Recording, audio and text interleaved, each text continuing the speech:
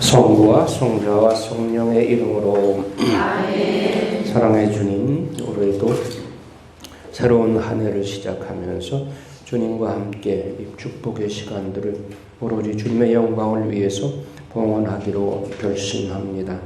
주님, 작년 한 해 동안 우리를 지켜주시고 보호해주시고 돌봐주신 것처럼 금년 한 해도 우리가 주님을 더욱 닮아가고 주님의 거룩함을 본받을 수 있도록 우리를 이끌어 주시고 말씀 안에서 새롭게 태어나는 은총을 허락하여 주시옵소서. 새해를 시작하면서 우리의 결심들이 좋은 열매를 맺을 수 있도록 축복하여 주시고 말씀 안에서 드러나는 하나님의 크신 사랑을 깨닫고 그 하나님 사랑에 감사드리며 살아가는 우리들이 되게 하여 주시옵소서.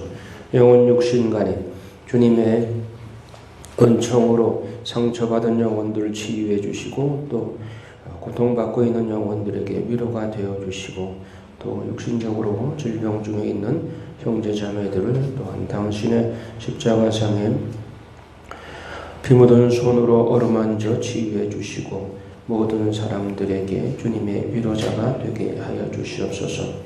복음 말씀대로 우리가 충실히 살아내는 삶에 승리하게 도와주시옵소서. 이 시간 첫 시간입니다. 마치는 시간까지 주님 성령께서 인도하여 주시고 어둠이 틈타지 않도록 우리를 지켜주시고 보호하여 주시옵소서.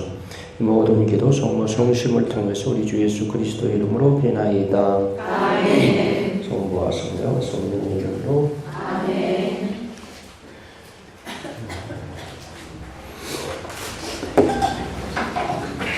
제가 감기가 걸렸어요. 예전 같으면 감기 인플루엔자를 환영을 했는데 이번에는 좀 환영을 못하는 게 2주 동안 쉬었으면은 쉬는 동안에 좀 감기가 왔다 가면 좋은데 엊그제 걸렸어. 엊그제. 그래서 넌 때를 좀 잘못 탔다. 보통 때 같으면은 내가 너를 열렬하게 환영을 했을 텐데 이번에는 네가 잘못 때를 택해서 너는 푸대접 받을 수밖에 없다. 빨리 나가라고 내쫓아버리죠. 자, 왕조 시대 구원 역사도 역시 역사입니다. 역사는 순서대로 공부해야 되죠.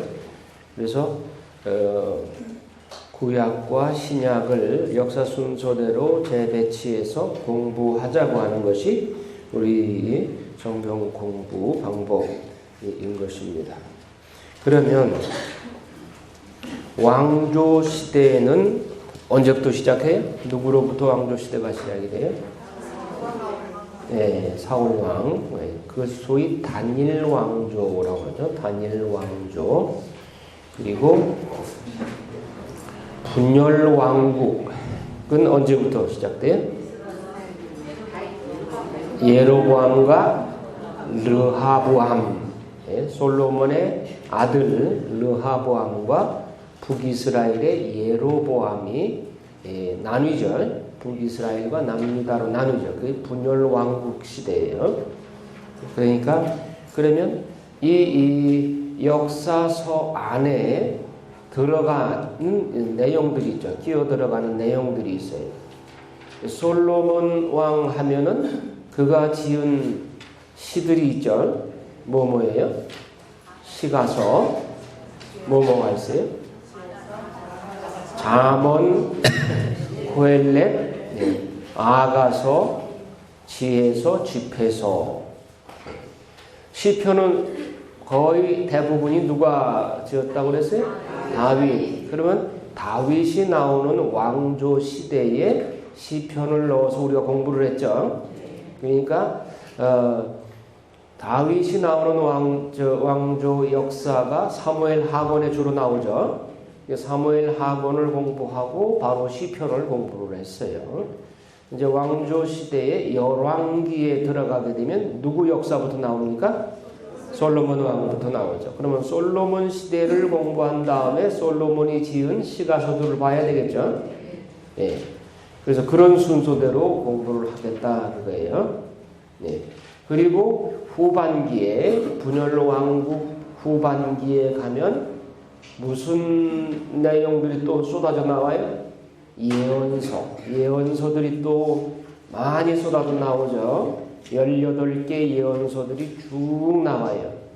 예언서가 나오는 시대는 나라가 평화로운 시대예요? 위기 상황이에요? 예, 그렇죠. 위기니까 하나님께서 그러지 마라, 돌아와라 호소하는 내용이 예언서 내용이죠. 예. 그러니까 후반기에 가서 이스라엘 백성들이 타락하고 그렇게 되니까 하나님께서 예언서를 곳곳에서 주시는데 그 예언서들을 열왕기 하권에 가서 집중적으로 많이 쏟아져 나오게 됩니다. 그럼 그때 가서 열왕기를 보면서 그 왕조 시대에 나온 예언서들을 또 보자 하는 겁니다. 자, 왕조 시대 열왕기 상하권을 보면 다니엘 왕국 시대는 다윗과 솔로몬, 분열 왕국 시대는 솔로몬의 아들 르하보암 때, 북이스라엘은 예로보암, 남유다는 르하보암.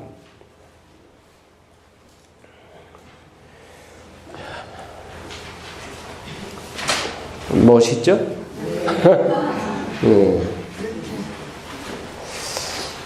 자, 이 안에 지금 얘기한 게 다 들어있어요.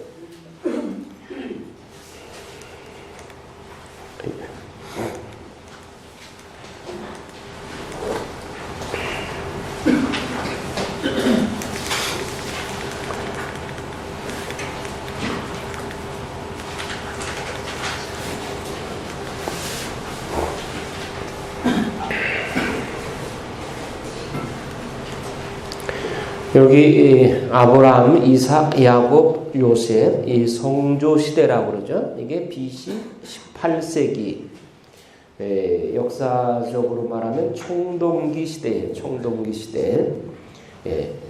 요 세대 왕조 시대를 배경으로 한 역사서가 뭐라고 그랬어요?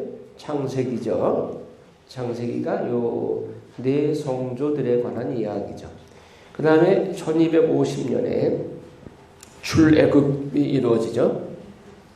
이때를 배경한 것이 탈출기죠.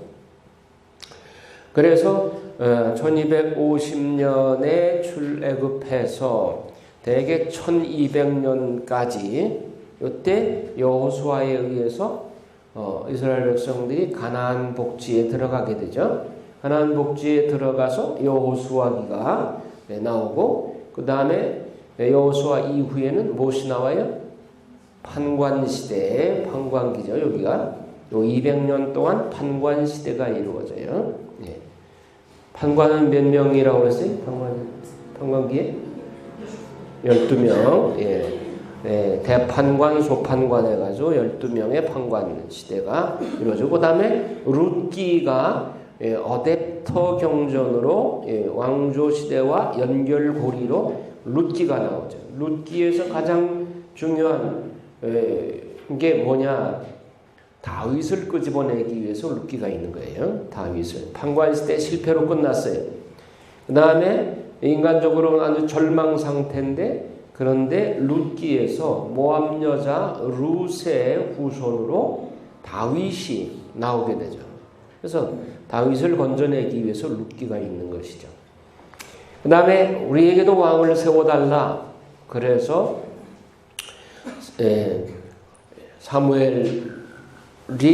사무엘로부터 하나님께서 사울에게 기름 붓죠. 그래서 다니엘 왕조의 첫 번째 왕이 사울. 그러나 그는 하나님께 불순명했기 때문에 중간에 도중하차하게 되고 다윗이 대를 잇죠. 그 다음에 솔로몬으로 있고 다윗 시대에 여기 보면은 사무엘 하곤에 다윗 시대가 오게 되는데 이 시대에 이제 시편이 나오게 되는 것이고 그 다음에 솔로몬 때에는 자먼 코엘렛 아가서가 배치가 되고 지혜서 집회서가 또 추가되고요. 그래서 다니엘 왕국 시대는 사울부터 다윗, 솔로몬까지. 그러나 솔로몬이 후반기에 하느님을 배반하고 우상 숭배에 떨어지기 때문에 하느님께서 몇 번 경고를 했음에도 불구하고 말을 안 들어요. 그래서 하느님께서 내 후대에 가서 두 쪽으로 나갈 것이다. 그런 말씀하시죠. 네가 성전도 세워주고 내가 다윗한테 약속한 것이기 때문에 솔로몬 네 당대에는 안 하고 네가 죽은 다음에 나라를 두 쪽으로 나누겠다. 그래서 솔로몬이 죽은 다음에 아들이 르하보암인데 솔로몬은 그렇게 지혜로운 왕이었는데 이건 지혜롭지가 못해요. 혈기만 부리고. 그리고 예로보암은 솔로몬 때 솔로몬이 대대적인 건축을 많이 했죠. 20년 동안 7년 동안 성전을 짓고 13년 동안 밀로 궁을 지었죠. 그런 바람에 백성들이 세금에 시달리고 노역에 시달리고 너무 지쳐 있어요. 그래서 그때 건설부 장관격이었던 예로보암이 솔로몬에 대한 백성들의 불만을 가지고 있었어요. 그러니까 솔로몬이 예로보암을 미워했죠. 그래서 죽이려고 그러니까 예로보암이 솔로몬이 살아있을 때는 이집트로 피난 갔다가 솔로몬이 죽었다는 소식을 듣고 예로보암이 다시 돌아옵니다. 돌아와서 르하보암한테 네 아버지는 이렇게 학정에 시달리게 백성들을 지치게 했는데 너는 좀 백성들에게 유화 정책을 좀 펴라. 그랬더니 르하보암이 젊은 사람들의 의견을 듣고 더 강하게 솔로몬보다 더 강하게 폭정을 하도록 그렇게 자기가 그 폭정을 하겠다고 결심을 하죠. 예로보암이 아이고 그 아비의 그 자식이구나. 별 볼 일 없다. 다윗 왕국에서 우리가 득볼 게 뭐냐. 우리 10지파는 북으로 올라가겠다. 10지파를 데리고 북이스라엘로 예로보암이 올라가서 북이스라엘을 세우죠. 르하보암은 이제 남유다, 정통 남유다를 이끌고 나가게 되죠. 그러나 하나님께서 다윗에게 약속한 이 약속은 솔로몬의 혈통, 이 혈통을 말하는 것이죠. 그래서 나중에 역대기에도 보면 북이스라엘이 정통이 아니니까 이 역사는 아예 다 빼버려요. 역대기에는 이 남유다 이야기만 나오죠. 자, 여기가 머리 부분, 여기까지가. 그리고 아합부터 북이스라엘 망할 때까지가 몸통 부분. 북이스라엘 망한 후 남유다가 망할 때까지를 꼬리 부분. 생선으로 보면 여기가 머리 부분, 몸통 부분, 꼬리 부분. 그래서 열왕기를 그렇게 세 조각을 내서 보자는 거예요. 그래서 아합 왕 때까지가 열왕기 상권이죠. 여기까지가. 그리고 아합 왕부터 북이스라엘 망할 때까지 여기가 몸통 부분이다. 그리고 요 북이스라엘 망하고 남유다 망할 때까지 요 부분이 꼬리 부분인데, 자, 예언서가 어디에 또 이렇게 나오는가 봅시다. 예언서가 여기에 예로보암 2세가 있어요. 표시가 안 되는데, 예로보암 2세 때 호세아, 아모스, 요나서가 이때 나와요. BC 8세기에. 그리고 우지야 왕이 죽던 해에 740년에 이사야서가 나오기 시작을 해요.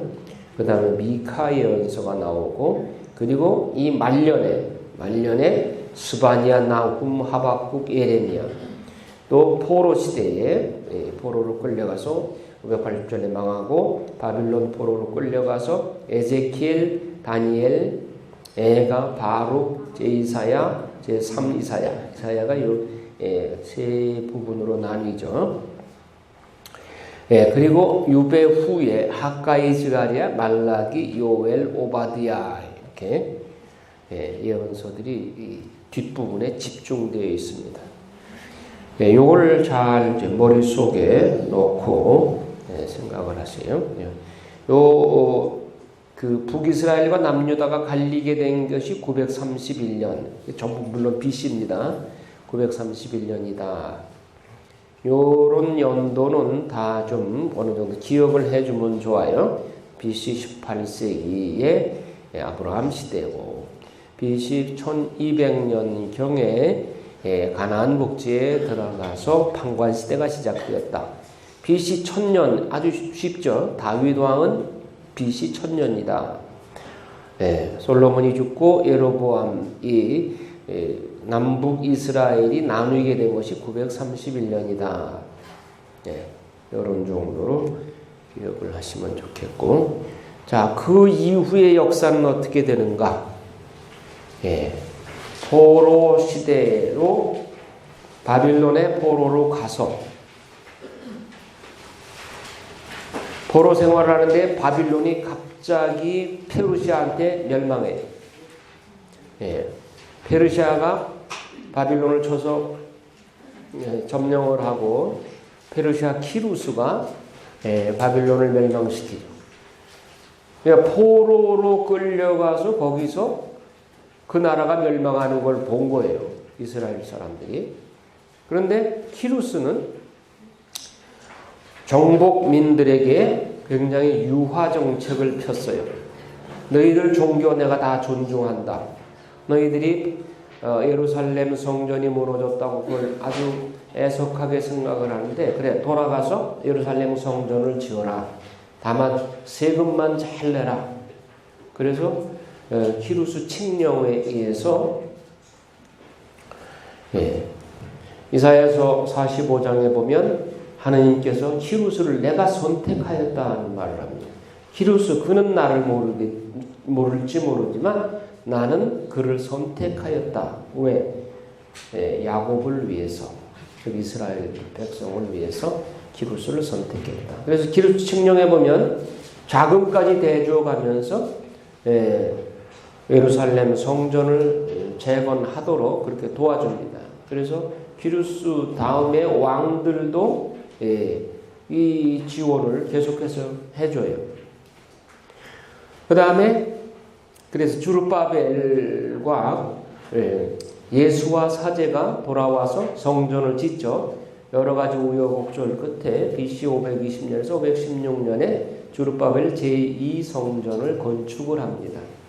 그리고 에즈라가 귀환을 하고, 그래서 에즈라가 민족 부흥 운동을 벌이고 민족의 정체성을 말씀 공부를 통해서 실시를 하고, 그래서 말씀 공부를 전개한 이 에즈라가 귀환을 해서, 그 다음에 느헤미야가 445년에 예루살렘 성곽을 재건하러 들어와서 52일 만에 성곽을 재건을 하죠. 자, 그 다음에 333년에 이수수 전투에서 알렉산더 대왕이 페르시아의 마지막 왕 다리우스 3세를 쳐 이겨요. 그래서 알렉산더 제국이 이때부터 시작이 되는 겁니다. 알렉산더가 31살에 죽어요, 일찍. 그러니까 그 넓은 영토를 누구한테 다스리게 할 것이냐? 5 장군들한테 나누어줘요. 그 5 장군들이 서로 각 축전을 벌이고 5 나라가 4나라로, 4나라가 3나라로, 나중에는 2 나라만 남죠. 이집트 지역의 프톨레미 왕조, 이쪽 시리아 지역의 셀루코스 왕조, 2 왕조만 남습니다. 그 2 왕조가 중간에 이스라엘을 놓고 각 축전을 벌입니다. 그러니까 이스라엘은 2 왕조의 샌드위치가 돼서 한 번은 프톨레미 왕조가 지근지근 밟고 지나가고 또 한 번은 셀루코스 왕조가 밟고 지나가고, 그래서 이스라엘이 그렇게 고통을 당하게 됩니다. 그 고통을 당하게 되는 이면에는 예언서를 그 시기에 봐야 되는데, 유배 시대에도 예언서를 많이 하나님께서 주셨는데, 그 예언서 중에 구약의 예언서 중에 마지막 예언서가 말라기 예언서. 말라기 예언서에 하느님이 해도 아무리 말을 해도 안 들으니까 하나님께서 마지막으로 내가 경고한다. 내가 마지막으로 엘리야를 보낼 텐데 너희들이 그 엘리야가 와서 아비의 마음을 자녀의 마음을 아비에게 돌리도록 하겠다. 근데 만약에 그 말을 들으면 다행이겠지만 안 들으면 무서운 재난이 있을 것이다. 딱 경고하고 구약의 문이 쾅 닫혀요. 그 시기이니까 하느님이 말라기 예언서를 주고 430년 동안 침묵을 지킵니다. 하느님은 더 이상 말씀을 안 하셔요. 말해봐야 뭐 듣지도 않는데 뭐. 그러니까 하느님께서 입 딱 다물고 너희 한번 해볼 대로 해봐라.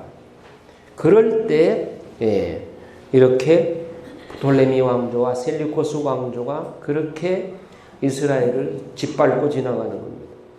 셀리코스 왕조의 안티오쿠스 4세 왕은 예루살렘 성전을 폐허화시키고 거기에 또 그걸 모독하기 위해서 돼지 피로 제단에 뿌리고 아주 모독을 하는 그런 행위를 아주 작심을 하고 그런 행위를 해요. 안티오쿠스가 그런 모욕을 당하면서 이스라엘은 얼마나 마음이 고통스러웠겠어요.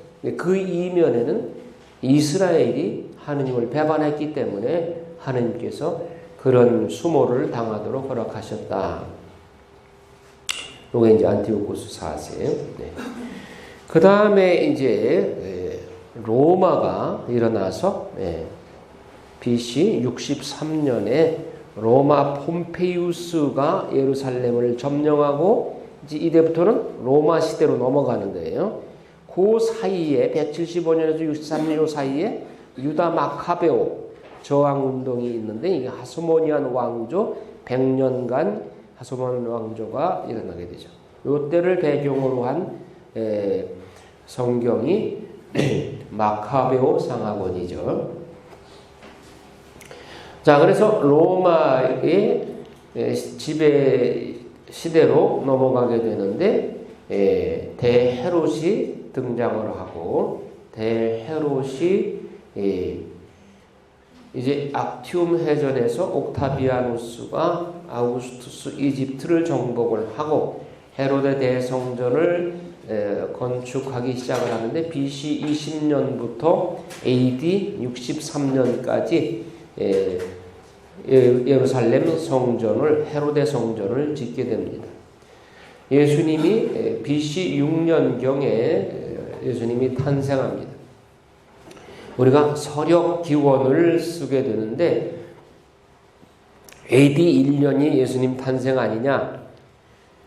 그렇게 사실은 그런 의도로 AD 1년이 예수님 탄생 시기로 생각하고 정했는데 계산을 해보니까 BC 6년경에 예수님이 탄생하셨다. 계산을 잘못한 거죠.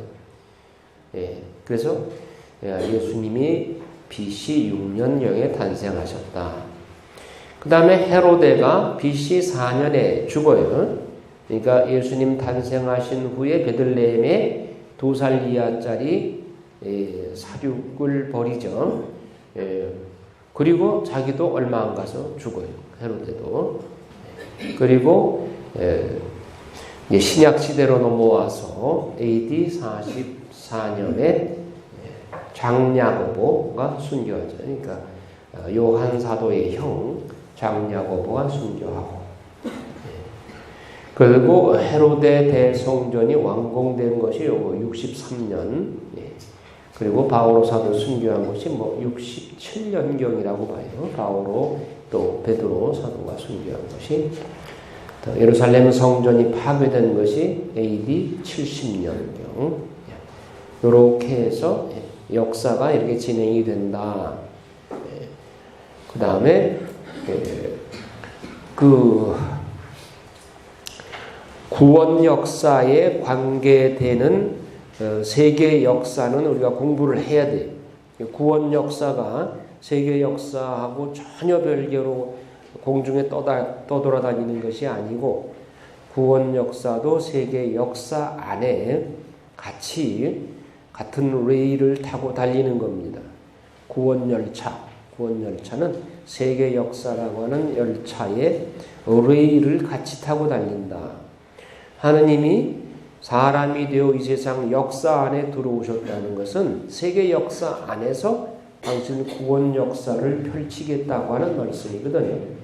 그러면 구원 역사와 관계되는 세계 역사는 여러분들이 공부를 하셔야 된다는 거예요. 그리고 이스라엘의 지리, 풍토, 문화 이런 거를 알아야 성경을 제대로 이해할 수가 있는 거예요. 그러니까 예수님이 이스라엘에 혈통을 타고 오셔서 33년 동안 이스라엘에 사셨잖아요. 그러면서 그분이 들려주신 말씀, 특히 비유 말씀들이 그 당시에 이스라엘에 흔히 볼 수 있는 소재들을 가지고 비유 말씀을 들려주셨으니까 이스라엘에 무슨 식물이 보편적이고 무슨 식물이 그 이스라엘에 많이 나는가 그 풍토를 여러분들이 공부를 하셔야 된단 말이에요. 그러니까 겨자씨를 직접 예루살렘 성지 순례 가셔서 한번 보시란 말이에요. 겨자씨가 정말 눈에 보일락 말락해요. 그렇게 먼지와 같아요. 그러니까 예수님 비유가 얼마나 적절한가. 그렇게 작은 씨 중에 가장 작은 씨를 비유해서 하나님의 겨자씨에 비유할 수 있다. 그 겨자씨 작은 씨가 땅에 떨어져 싹이 나고 3, 4m 되는 큰 나무가 된단 말이에요. 예수님의 비유가 얼마나 적절해요.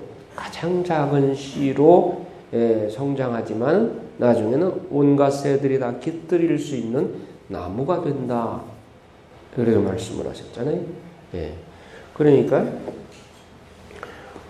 이스라엘의 또 이제 서쪽에서 바람이 불면 이제 곧 비가 올 거구나 하는 것을 안다. 그런데 너희들은 그런 기후에 대해서는 예측을 하면서 왜 시대의 징표는 읽지 못하느냐 그런 말씀을 하셨죠.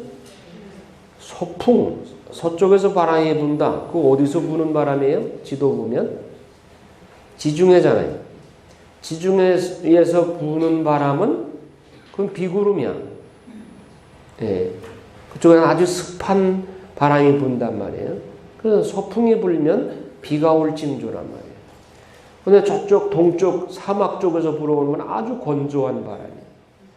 그러니까 그쪽 이스라엘의 기후, 풍토 이런 거를 알아야 그 말씀을 이해를 할 수가 있다.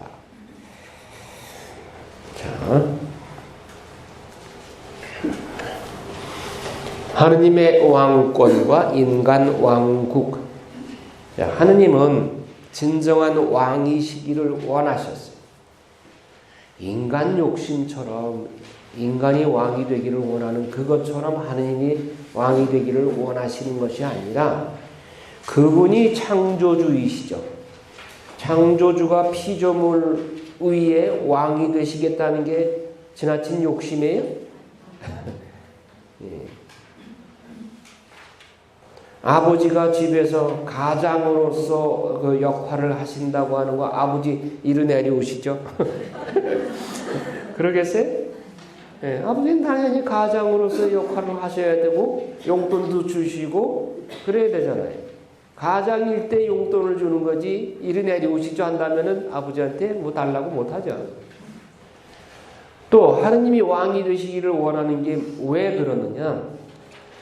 당신은 피조물을 다 섭리하고 먹여 살릴 능력이 되니까 너희들이 내 수하에 있어야만 너희들이 굶지 않고 제대로 먹고 살 수 있다. 그런 능력이 없으면서 그런 말을 하면 그건 욕심이죠. 그러나 하나님은 창조주이셔. 예수님이 제자들한테 나를 따라라. 예수님 말고 누가 감히 그런 소리를 해? 그럼 나를 따라라 할 때는 예수님을 따라가면 먹여주고 입혀주고 다 책임져 주신다 그거죠. 책임져 주실 분이니까 그렇게 나를 따라라 하고 말씀하신 거예요. 그러니까 피조물에게 하느님은 마땅히 왕으로서 군림하셔야 된다는 거예요. 진정한 왕이시기를 원해요. 그러나 다윗은 자기가 왕인 줄 착각을 해서, 물론 왕이었죠. 인간 왕이었죠. 그러나 하느님 제끼고 자기가 왕으로 타려고 했어. 그래서 다윗의 교만죄로 나중에 실수를 하게 되죠. 또 솔로몬도 타락을 했고, 그래서 분열 왕국이 나오게 되는 것이죠. 다윗의 실수에도 불구하고 그래도 다윗만한 왕이 없다고 붙잡고 가시는 하느님의 마음을 읽어야 된다. 그러니까 성경에 보면, 성경을 여러분들은 무슨 목적으로 읽느냐? 하느님의 마음을 알기 위해서 읽어요.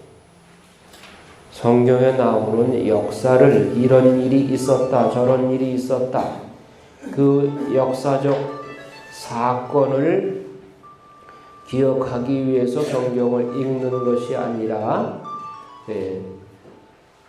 성경 안에 나오는 하느님의 마음을 읽도록 하는 의미에서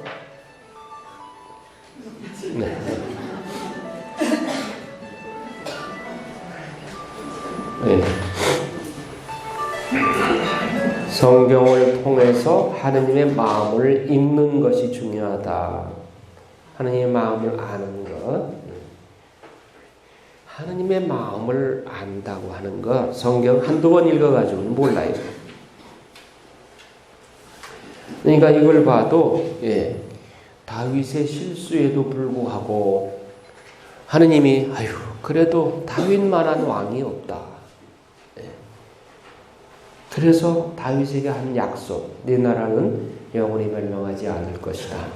그렇게 약속을 하시고 그 약속에 충실하시면서 남유다가 그렇게 속을 새겨도 끝까지 하나님을 붙잡고 가셔. 그 하나님의 마음, 석탄백탄 타는 하나님의 마음을 읽자 하는 거예요. 자, 왕조 시대에 다윗 왕의 아들 솔로몬의 우상 숭배에 떨어지고, 그래서 북이스라엘이 예로보암부터 구왕조 19왕, 그래서 723년에 아시리아한테 멸망하죠.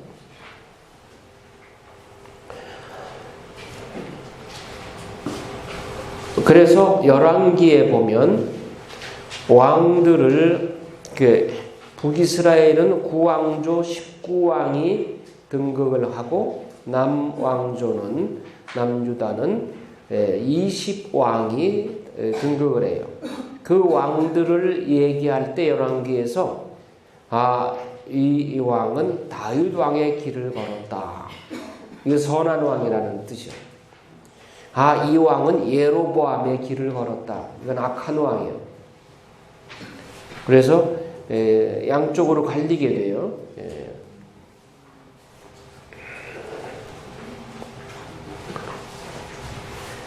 이것도 이제 아까 봤던 그 도표에서 봤듯이 창세기, 탈출기, 민수기, 여호수아기, 판광기 이렇게 내려고 탈출기의 도중에 레위기가 들어가고 민수기 그 도중에 신명기가 들어가고 판광기 그 도중에 룻기가 들어가고 그 다음에 사무엘 상하 그래서 다윗 왕 때 시편이 들어가고 열왕기 상하에 열왕기 상에 솔로몬 시대에 지혜서 집회서 잠언 코엘렛 아가서가 들어가고 그리고 열왕기 하권 끝부분에 13개 예언서가 들어가고 그 다음에 이거 역대기 라인이에요. 요거는 신명기계 사관이고 여기는 역대기계 사관이 역대상하가 나오고 요때 이제 그 포로 시대의 예언서가 다니엘, 에제키엘, 하가이, 스가랴, 말라기 5개가 포로 시대의 예언서들이에요. 요걸 하나로 묶어서 뭉치뭉치로 생각을 해야 돼요.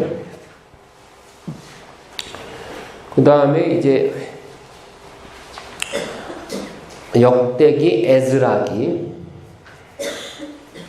요 에스라기, 느헤미야기, 마카베오 상하, 토빗기, 유딧기, 요게 이제 구약 전체 46권이죠. 그 다음에 이제 신약으로 연결되고, 자, 다니엘 왕국 시대는 다윗의 성전 준비와 솔로몬의 성전 건축.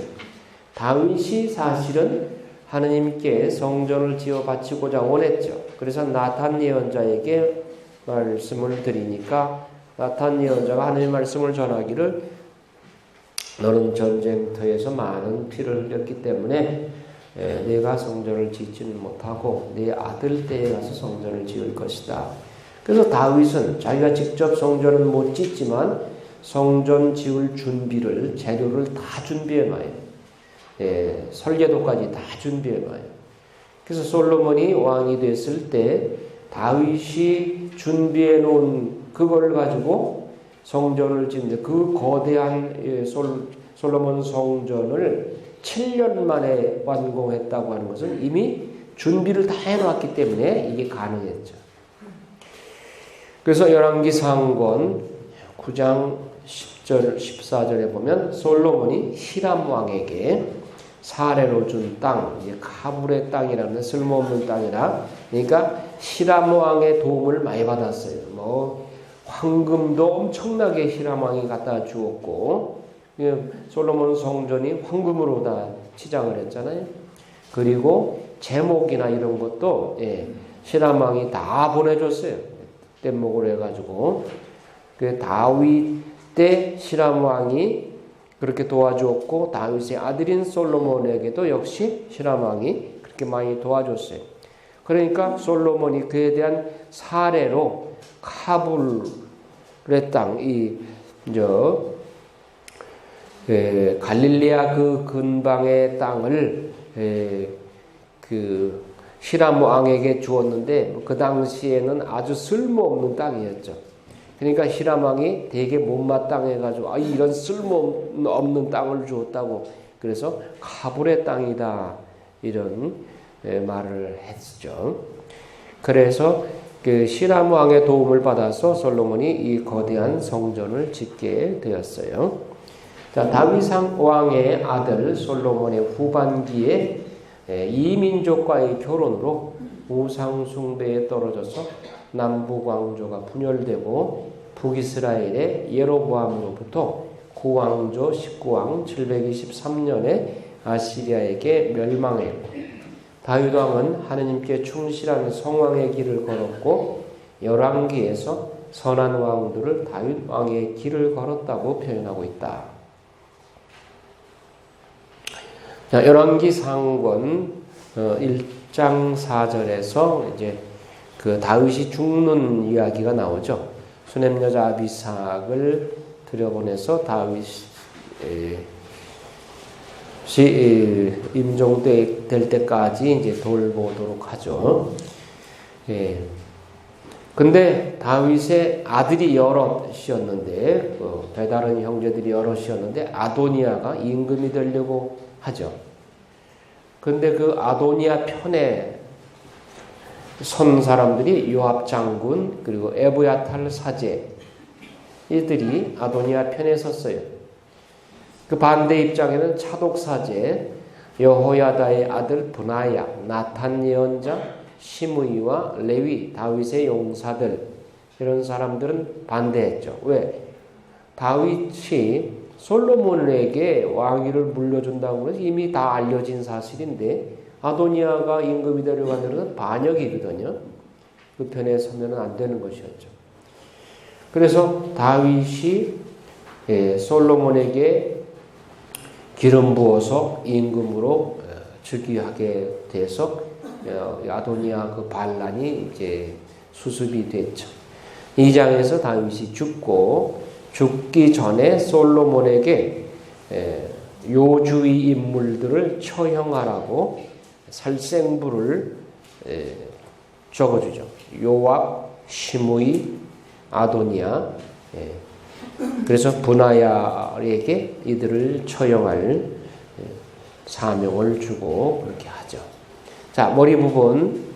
솔로몬과 분열 왕국 초기에 왕이 취임한 후에 4년부터 예루살렘 성전을 건축하고 7년 동안 밀로 궁전을 13년에 걸쳐서 건축을 하고 또 20년간 국가적 건축 노역과 세금으로 백성들이 시달렸어요. 40년 통치 기간 중에 24년 되기까지 건축에 매달렸어요. 백성들은 지쳐서 원성이 더 높았어요. 이때 이제 예로보암이 그 건설 본부장이었던 예로보암이 백성들의 이 원성을 너무 잘 알고 있었어요. 그래서 솔로몬 왕에게 때때로 이제 건의도 했겠죠. 그러니까 그것에 미움을 사서 이집트로 도망을 가죠.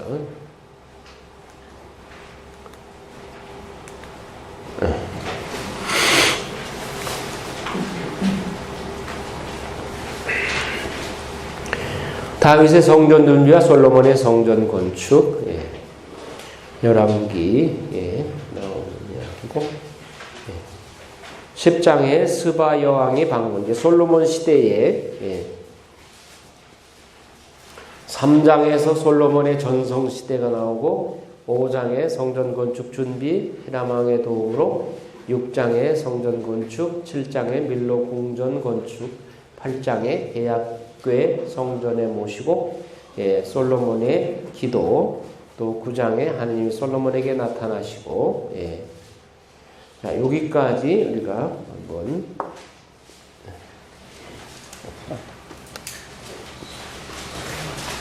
오늘 일정을 12시까지만 강의를 하고 지금 식당 정리를 한 30분 하고 12시 반에 식사하고 1시 반에 찬양하고 오후 2시에 두 번째 강의하고 3시에 미사하는 걸로 그렇게 좀 일찍 끝내려고 합니다. 이의 없죠? 네.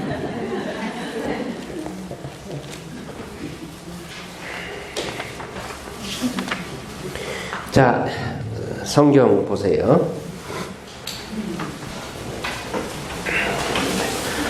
열왕기 상권 1장 다윗과 수넴 처녀 한번 읽을까요? 다윗 임금이 늙고 나이가 많이 들자 이불을 덮어도 몸이 따뜻하지 않았다. 신하들이 그에게 말하였다. 주군이신 임금님께 젊은 처녀 하나를 구해드려 임금님을 시종 들고 모시게 하였으면 좋겠습니다. 그 처녀를 품에 안고 주무시면 주군이신 임금님의 몸이 따뜻해질 것입니다. 그리하여 신하들은 이스라엘 전체에서 아름답고 닮은 여자를 쫓다가 수넴 여자 아비삭을 찾아내고는 그 처녀를 임금에게 데려왔다.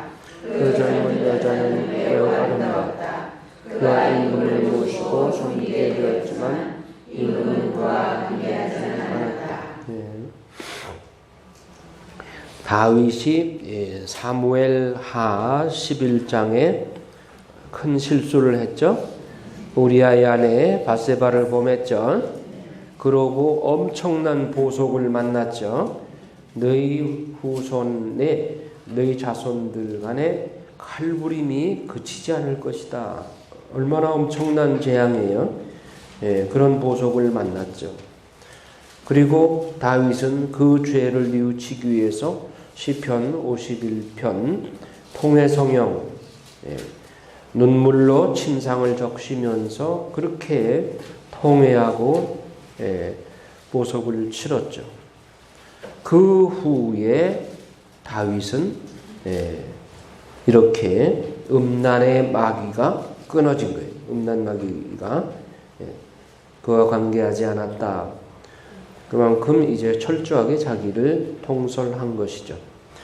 그 다음에 아도니아가 임금 행세를 하다 아까 얘기했듯이 아도니아 왕이 핫깃이라고 하는 왕비에게서 난 아들인데 왕이 되려고 하다가 나탄과 밧세바가 이 내용을 알고 다윗 임금에게 찾아가서 큰일 났습니다. 이 아도니아가 왕이 됐다고 저러고 있는데 빨리 임금님이 거취를 분명히 하셔야 되겠습니다. 그래서 솔로몬을 들게 해서 다윗이 솔로몬에게 기름을 부으라고 그러죠. 그래서 다윗 임금이 차독사제와 나탄 예언자 그리고 여호야다의 아들 브나야를 불러서 솔로몬에게 기름을 붓고 왕위를 하고 선언을 하게 하죠. 솔로몬 임금 만세하고 외치니까 아도니아가 이제 큰일 났죠. 그래서 아도니아는 그 49절에 보면 아도니아에게 초대받은 사람들이 모두 떨면서 일어나 저마다 제 갈 길로 가버렸다. 아도니아는 또 솔로몬을 대하기가 두려워서 일어나 제단으로 가 제단 뿔을 움켜잡았다. 자, 성막에 번제단의 뿔이 그 네 귀퉁이에 뿔이 있죠. 그 뿔을 잡으면 목숨만은 살려줘요. 그러니까 아도니아가 불이 나게 거기 달려가가지고 제단 뿔을 잡은 거예요. 그러자 솔로몬에게 사람들이 이렇게 전하였다. 아도니아가 솔로몬 임금님을 두려워하고 있습니다. 그는 제단의 뿔을 움켜잡고 솔로몬 임금님께서 임금님의 종을 칼로 죽이지 않겠다고 지금 저에게 맹세하게 해주십시오 하고 있습니다. 솔로몬이 말하기를 만일 그가 훌륭한 사람답게 조신한다면 머리카락 하나 땅에 떨어지지 않을 것이다. 그러나 그에게서 악이 드러나면 마땅히 죽을 것이다. 그러고 나서 솔로몬 임금이 사람들을 보내어 그를 제단에서 내려오게 하니 그가 솔로몬 임금에게 와서 절을 하였다. 그러자 솔로몬은 그에게 집으로 가시오 하고 일렀다. 자, 다윗이 죽기 전에 마지막으로 유언처럼 솔로몬에게 유언을 합니다. 나는 이제 세상 모든 사람이 가는 길을 간다. 너는 사나이답게 힘을 내어라. 한 다음에 자, 요주의 인물들을 내가 너희한테 얘기할 테니 이 사람들을 조심해라. 다윗은 이런 인물들을 다스릴 그런 어떤 힘이 있었어요. 요압이나 시므이나 이런 사람들을 다스릴 힘이 있었지만 솔로몬은 나이도 어리고 또 다윗이 볼 때는 그런 역량이 없어. 요압 같은 이런 거친 사람을 솔로몬이 다스리기보다는 오히려 솔로몬이 요압한테 휘둘릴 것 같아요. 그래서 5절에 보면 너는 추리아의 아들 요압이 나에게 한 짓 곧 이스라엘 군대의 두 장수 네리의 아들 아브네르와 예테레의 아들 아마사에게 한 짓을 알고 있다.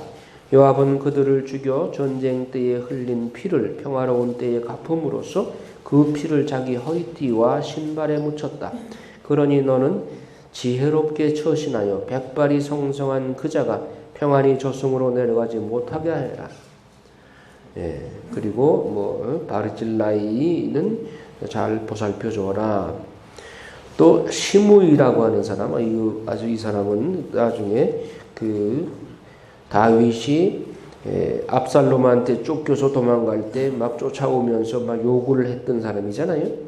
시므이가 너와 함께 있는데 그는 내가 마하나임에 간 날 나를 심하게 저주한 자다.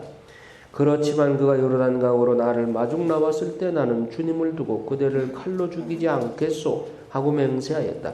그러나 너는 지혜로운 사람이니 이제 그런 자에게 벌을 내리지 않은 채 그냥 두지 마라. 너는 그를 어떻게 처리해야 할지 알 것이다. 백발이 성성한 그자가 피를 흘리며 저승으로 내려가게 해야 한다. 이렇게 너에게 위험한 인물들을 유언으로 이렇게 살생부를 맡겨주고 이제 다윗이 죽죠. 자, 근데 아도니아가 스스로 죽음을 자초해요. 그 수냄 여자 아비삭을 즉 다윗 임금의 수발을 들던 아비삭을 자기한테 아내로 달라고 솔로몬 어머니한테 얘기를 하니까 또 어머니가 솔로몬한테 그 이야기를 전하니까 솔로몬이 그 부왕의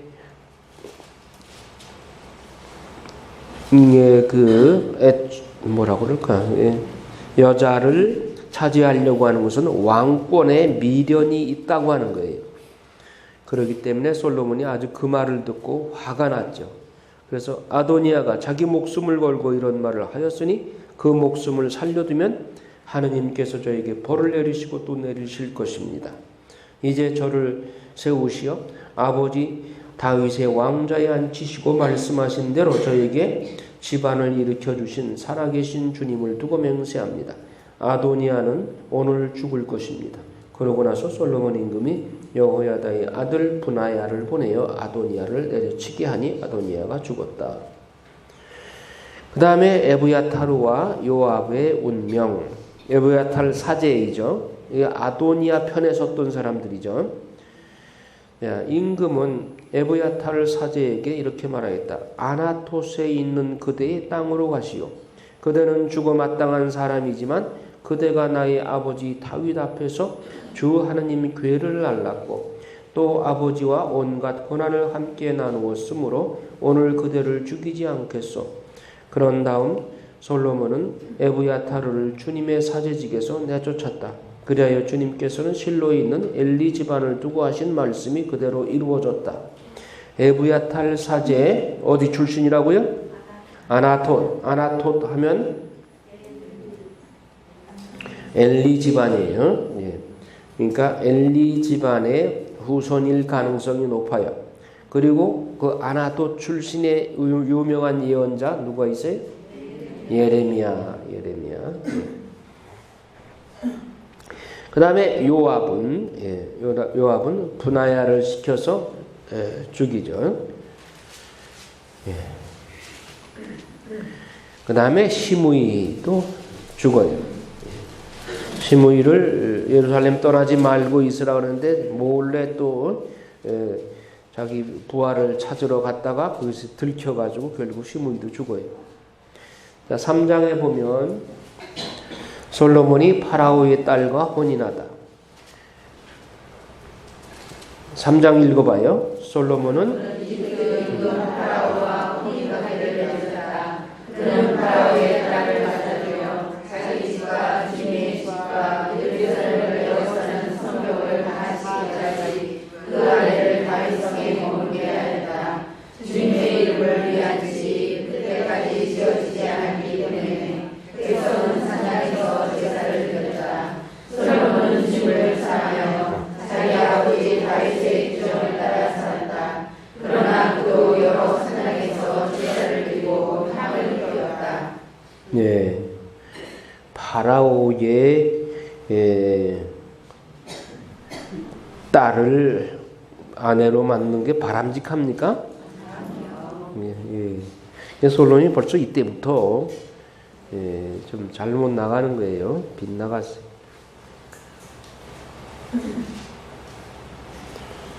이방인과 이렇게 결혼을 하는 것, 이것이 이제 나중에 다른 이방인 어떤 부족 국가의 그 공주들과 대거 결혼을 하죠. 700명과 결혼을 하죠. 자, 솔로몬이 기브온에서 꿈을 꾸다.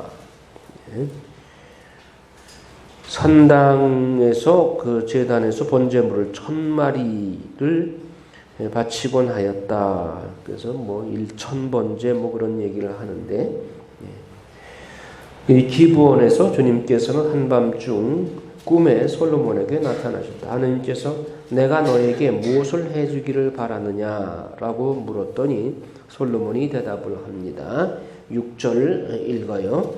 주님께서는 당신 종인 제 아버지 다윗에게 큰 자애를 베푸셨습니다. 그것은 그가 당신 앞에서 진실하고 의로우고 올바른 마음으로 걸었기 때문이다. 당신께서는 그에게 그토록 큰 자애를 내리셔 오늘 이렇게 그의 왕자에 앉을 아들까지 주셨습니다. 그런데 주 저의 하느님, 당신께서는 당신 종을 제 아버지 다윗을 이어 임금으로 세우셨습니다만 저는 어린 나이에 지나지 않아서 백성이 이끄는 것을 알지 못합니다. 당신 종은 당신께서 뽑으신 백성 그 수가 너무 많아 셀 수도 헤아릴 수도 없는 당신 백성 가운데 있습니다. 그러니 당신 종에게 듣는 마음을 주시어 당신 백성을 통치하고 선과 악을 분별할 수 있게 해주십시오. 어느 누가 이렇게 큰 당신 백성을 통치할 수 있겠습니까? 네, 솔로몬이 이 기도를 할 때는 정말 아주 하느님 마음에 드는 기도였죠. 그래서 하느님께서 흐뭇해하시면서 내가 그것을 청하였으니 곧 자신을 위해 장수를 청하지도 않고 자신을 위해 부를 청하지도 않고 내 원수들의 목숨을 청하지도 않고 그 대신 이처럼 옳은 것을 가르는 분별력을 청하였으니 자 내가 네 말대로 해주겠다. 이제 너에게 지혜롭고 분별하는 마음을 준다. 너 같은 사람은 내 앞에도 없었고 너 같은 사람은 내 뒤에도 다시 나오지 않을 것이다. 또한 나는 네가 청하지 않은 것 부와 명예도 너에게 준다. 내 일생 동안 임금들 가운데서 너 같은 사람이 없을 것이다. 내가 만일 네 아버지 다윗이 걸었듯이 내 길을 걸으며 내 규정과 내 계명을 지키면 네 수명도 늘려주겠다. 아니 이대로만 했으면 얼마나 좋았겠어요. 예. 솔로몬이 이렇게 처음에 하느님이 이렇게 축복을 많이 해주시는데 그대로만 살았더라면 얼마나 좋았겠어요.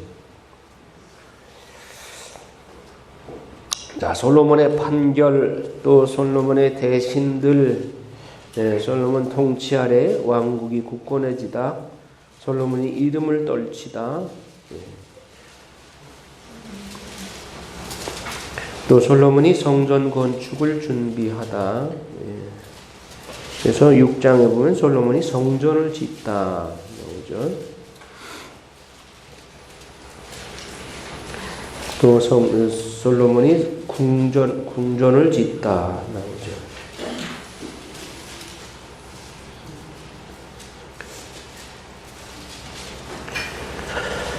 성전을 짓는 데는 7년 걸렸고 궁전을 짓는 데는 13년 걸렸어. 네. 뭔가 이게 균형이 좀 잘 안 맞죠? 네. 그런데다가 그 궁전에다가 누구를 모셔왔는가 하면 파라오의 딸을, 솔로몬은 그가 아내로 맞아들인 파라오의 딸에게도 이 별실과 같은 집을 지어주었다. 이 좀 조금 빗나가는 거예요. 그 다음에 청동기술공 실함을 데려오다. 청동기둥, 청동바다 모형, 받침대, 청동기물, 이렇게 해서 8장에 이제 계약궤를 성전에 모시다.